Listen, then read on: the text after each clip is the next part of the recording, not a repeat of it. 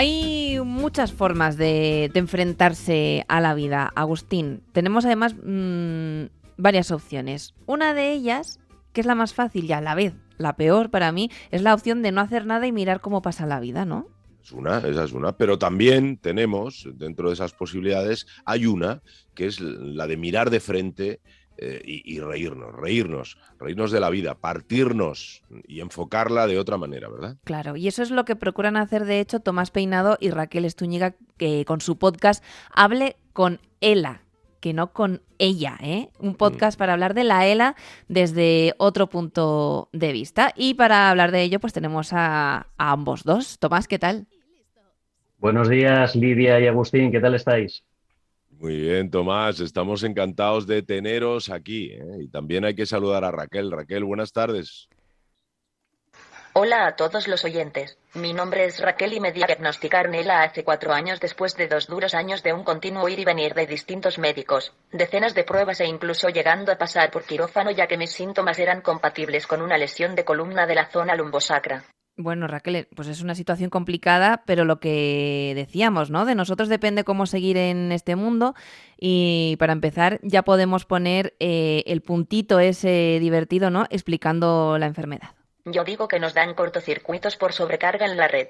Poco a poco se nos va paralizado el cuerpo, nos ponemos en huelga de brazos caídos, vamos perdiendo la capacidad de tragar, disfagia, por lo que necesitamos alimentarnos a través de una sonda colocada en el estómago, a la que yo llamo piercing.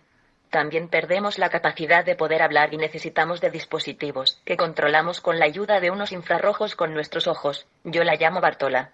Pero lo peor de todo es que perdemos poco a poco la capacidad para poder respirar, empezando por utilizar una BiPAP, fase en la que yo me encuentro, hasta que finalmente necesitamos de una traqueostomía, para seguir viviendo. Hay que ver cómo cambia la cosa, ¿eh? Según cómo lo explicamos, Tomás. Sí, sí, es totalmente diferente. Oye, qué humor tiene Raquel y yo lo celebro desde aquí. ¿Y cómo es estar junto a ella, hacer el podcast junto a ella, Tomás? Pues mira, Agustín, te digo, Raquel es un auténtico terremoto, es un volcán de positividad. Todo lo que hace lo hace con una alegría y unas ganas de vivir que la verdad es que es súper contagioso. Yo siempre le digo a todo el mundo que tengo mucha suerte de conocerla, porque no, la gente no se puede ni imaginar cómo una persona con una discapacidad tan severa como la que tiene ella, que prácticamente ha perdido toda la movilidad, que terremoto de actividad y de positividad supone. Claro, una discapacidad muy severa, pero es que Raquel se lo monta muy, muy bien.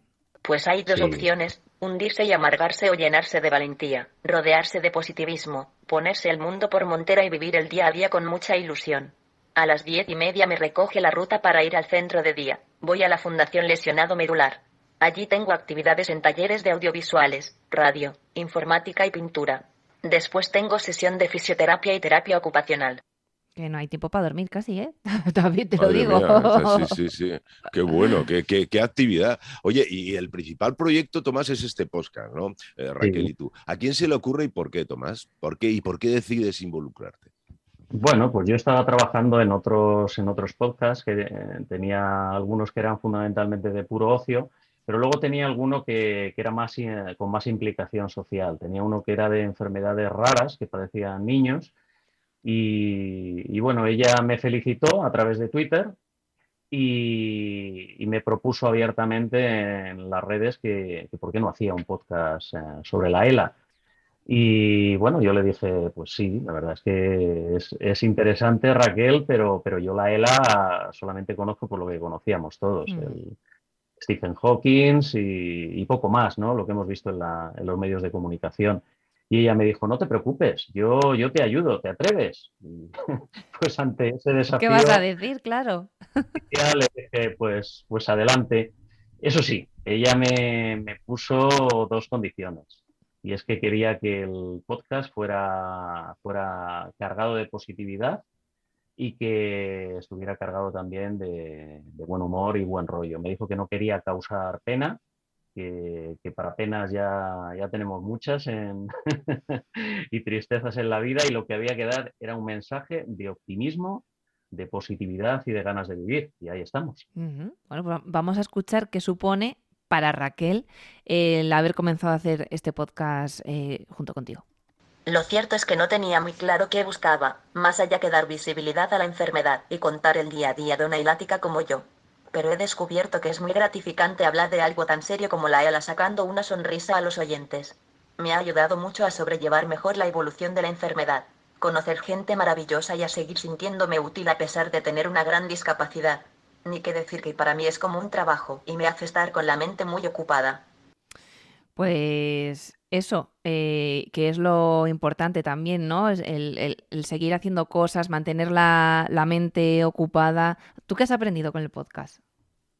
Yo con el podcast, con ella, fundamentalmente, y con otros enfermos de ELA que entran en nuestro programa, pues he aprendido sobre todo a tener una perspectiva mucho más clara de lo que es la vida, porque al final los que afortunadamente no tenemos, Lidia, una enfermedad grave, como le ocurre a Raquel, pues ¿qué os voy a decir? Nos estamos preocupando constantemente de, si me lo permitís, la palabra chorradas, ¿no?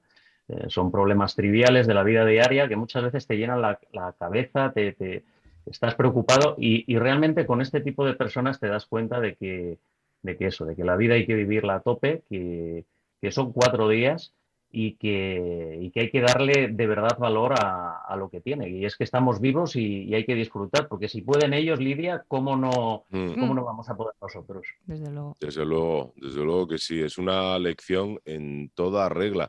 Fijaos que en los últimos años hemos empezado a hablar muchísimo más de la ELA, gracias a Dios, pero vamos a preguntarle a Raquel. Raquel, ¿vamos por el buen camino o aún queda trabajo por hacer en cuanto a la visibilidad y el conocimiento por parte de la sociedad? Buena pregunta. Lo cierto es que queda un largo camino por recorrer por parte de la investigación, las administraciones, el gobierno. Hay provincias de España que ni siquiera cuentan con unidades multidisciplinares de ELA en sus hospitales. Somos enfermos no hospitalarios que en fases avanzadas de la enfermedad precisamos de una serie de cuidados especiales que nosotros mismos tenemos que costearnos y no son precisamente baratos.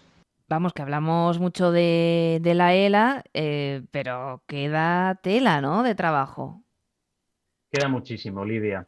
Hazte a la idea de que los enfermos de ELA, la ELA fundamentalmente, esclerosis lateral amiotrófica, que es como se llama realmente la enfermedad, lo que supone es que las neuronas motoras van dejando de funcionar, con lo cual todo lo que supone los movimientos voluntarios nuestros, pues poco a poco se van apagando. Cuando te digo movimientos voluntarios, pues van desde mover los brazos y las manos hasta, pues bueno, lo que en principio para alguien que no conoce la enfermedad, pues como me pasó a mí, pues yo no sabía el movimiento, lo que es el movimiento de los pulmones también es voluntario. De hecho, tú puedes dejar de respirar un ratito si quieres, ¿no? Entonces, progresivamente les va dejando de funcionar todos estos movimientos voluntarios y hay una fase de la enfermedad que es la más crucial y delicada, que es cuando les tienen que hacer una traqueostomía para ponerles un respirador artificial y suplir que sus pulmones ya no les provean de oxígeno. Y en ese momento, pues Agustín y Lidia, digamos que es un momento muy delicado porque esa operación viene un poco condicionada a que tú puedas tener día y noche, 24 horas, pues eso, 3 personas pendientes de ti constantemente para poder asistirte en cualquier momento con el respirador. Eso, para que os hagáis una idea, pues puede suponer en torno a 40.000 euros anuales, lo cual significa que, pues eso, Una tienes que barbaridad, claro. tienes que tener mucho dinero o empeñar a toda tu familia para poder vivir unos años más asistido con este respirador artificial. Entonces, un poco lo que estamos tratando de visibilizar, ¿no?, con el podcast, pues es eso, el día a día de los enfermos para que las instituciones, los gobiernos se vuelquen, perdón, Mm. en lo que es el día a día de la enfermedad, pues que sea financiado, porque parece mentira, pero no está financiado ni subvencionado prácticamente. O sea, al final estos enfermos están tirando de sus ahorros pues para todo, para los vehículos especiales, los que tienen que transportarles, para tener una grúa cuando hay que levantarles de la cama, en fin, todo lo que os podáis imaginar. Claro. Bueno, tú como mostoleño, porque Tomás, hay que decir que eres vecino de Móstoles, por lo tanto tenías tu hueco aquí en Onda Cero Madrid Sur y así lo estamos haciendo. Fíjate, estabas describiendo una enfermedad que es la suma de muchas enfermedades. O sea, es terrible, la ELA es muy dura. Por eso lo que nos está transmitiendo Raquel tiene todavía aún más valor, si cabe. Vamos a hacer todo lo posible para escuchar vuestro podcast cuantas más veces mejor. Todos los oyentes, ¿dónde pueden escuchar el podcast vuestro? Pues mira, Agustín, el podcast se llama Hable con Ela, y está disponible en todas las principales plataformas de podcast. Está en Spotify, en Google Podcast, en iVoox, en Spreaker. Tenemos un canal de YouTube que no está actualizado al 100%, porque la verdad es que no damos abasto, pero vamos subiendo todos los contenidos y, por cierto, vamos a subir con vuestro permiso también esta entrevista. Claro. Por supuesto. Y bueno, comunicaros también que aparte del formato habitual que tenemos del podcast, donde en nuestras charlas muy locas hablamos de la ELA y un poco de todo en general con humor, últimamente lo que hemos iniciado es un nuevo formato que se llama las entrevistelas, que lo que hacemos es entrevistar a enfermos de ELA para que ya no solo Raquel, sino otros enfermos que también están cargados de optimismo, de positividad, de ganas de vivir, nos cuenten su día a día y, bueno, aprender de ellos, porque al final, por increíble que parezca, Agustín y Lidia, parece que les estamos dando nosotros a ellos y te aseguro que nos dan mucho más ellos a nosotros. No parece increíble, es que es así Eso es. y eso es lo que debe comprender también el resto de la sociedad y por eso son tan útiles este tipo de iniciativas y este podcast que también lleváis tú, Tomás y Raquel. Hable con Ela. Ha sido un placer conoceros. Muchas gracias. Un Gracias. abrazo Muchísimas para los dos.